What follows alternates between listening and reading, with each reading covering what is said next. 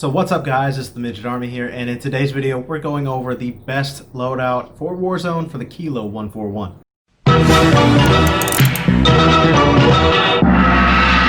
So we'll start out with a brief overview of just my entire class setup as a whole, and then we'll go over the actual attachments that I'm using for the Kilo 141 in just a second. But I do have my cerulean variant of the Kilo 141. Next, I've got the Car 98K. For my perks, I've got EOD, Overkill, and Amped. I'm running a frag grenade and a stun grenade as my tactical. Jumping on over to my attachments, you can see I am using the monolithic suppressor.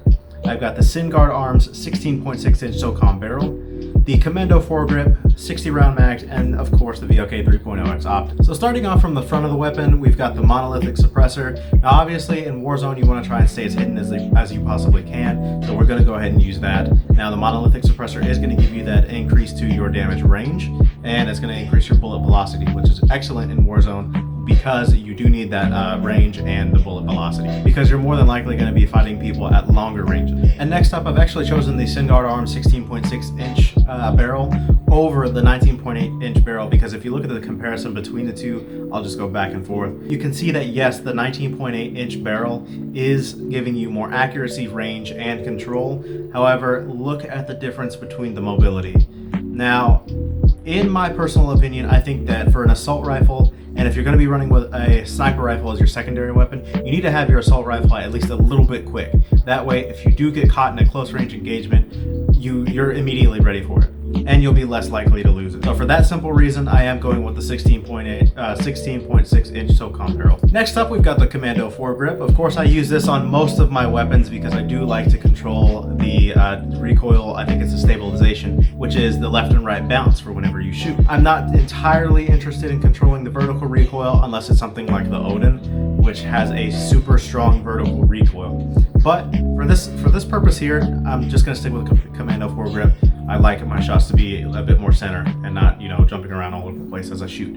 I can handle vertical recoil, not so much left and right bounce. So next up is almost basically a must-have for any assault rifle that you're running, and that is an upgraded ammo attachment. Of course, here I'm using the 60 round mags. So I've actually chosen the 60 round mags over the 100 round drums, but honestly, these two don't make that huge of a difference in terms of mobility. I mean, because you can see here, if I swap over to the 100 round drum magazine, it doesn't slow me down that much. Plus you get 40 more rounds in your magazine. And finally, we've got the VOK 3.0X optic. Now this is just my preference. The VOK 3.0X optic has been something that I've been using in Warzone for the most part, especially recently, just because you're more than likely going to get into longer range engagements. And longer range engagements means that you need a little bit more magnification. But the VOK 3.0X optic isn't zoomed in so much that it's going to make me uncomfortable whenever I do engage in a close range fight. And for that reason, I'm just going to stick with it. So there you have it, guys. That is my class setup for the Kilo 141. And this is actually what I've been using lately. I gave it a try the other day and I was like, wow, this is pretty good. My opinion, I'm not sure it's topping the M13 quite yet. I think it's on par with the Bruin. I think this may have a little bit of an advantage on the Bruin, but